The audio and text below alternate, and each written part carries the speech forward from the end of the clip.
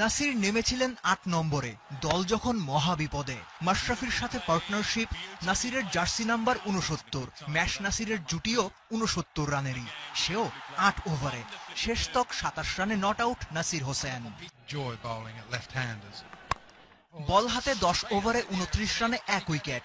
Match জেতা ক্যাচটাও আটকেছে ওরই তালুতে। সত্যিকারের অলরাউন্ড পারফরমেন্স তো এমনই হওয়া উচিত।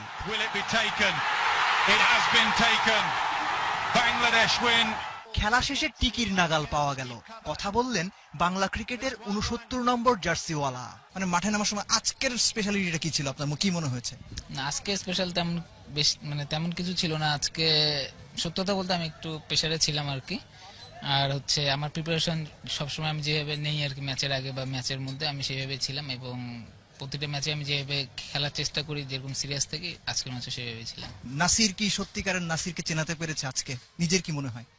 সেটা বলতে পারবো না। আর হচ্ছে যে আমি চেষ্টা করছি আর কি ব্যাটিং এ যতটুকু করার, কারণ আজকে আমি প্রায় ১১ মাস পর আমি ওয়ানডে খেলতেছি, তো আমার কাছে নতুন লাগতেছিল আর কি অনেক কিছুই। সো আমি চেষ্টা করছি আর কি শেষ পর্যন্ত খেলার। সো আল্লাহর রহমতে আমার মাশরাফির একটা ভালো পার্টনারশিপ হয়েছে। আর বোলিংটা বলবো যে আমি আমার স্ট্যান্ড জানি আর কি, যে আমার টিমের প্রয়োজনীয়তা কি আর কি। সো আমি সেটা করার চেষ্টা করছি। আমাদের পক্ষে কি সিরিজটা আসলে জেতা সম্ভব? সিরিজ জিতে অবশ্যই সম্ভব। আমরা যদি আমাদের যে যেরকম প্লেয়ার তার 80% খেললে আমরা ওদের সাথে অনেক আরামে সিরিজ জিতে পারবো। Thank you Nasir, best of luck. Nasir হোসেনের মুখেই তো শুনলেন বাংলাদেশ কি করে দেখাতে চায়। বাস্তবতা হচ্ছে ইংল্যান্ডের সঙ্গে প্রথম ম্যাচ হারার পরে দ্বিতীয় ম্যাচটা বাংলাদেশ যেভাবে জিতেছে, ইট ম্যাটারস এ লট। এবং স্পেশালি লাকি গ্রাউন্ড চট্টগ্রামের জহুর আহমেদ চৌধুরী স্টেডিয়ামে বাংলাদেশ জিততে পারবে কিনা সেটা নির্ভর করছে বাংলাদেশের পারফরমেন্সের উপর। কিন্তু এই পারফরমেন্সটা যদি ধরে রাখা সম্ভব হয়, বাংলাদেশ সিরিজ জিতবে।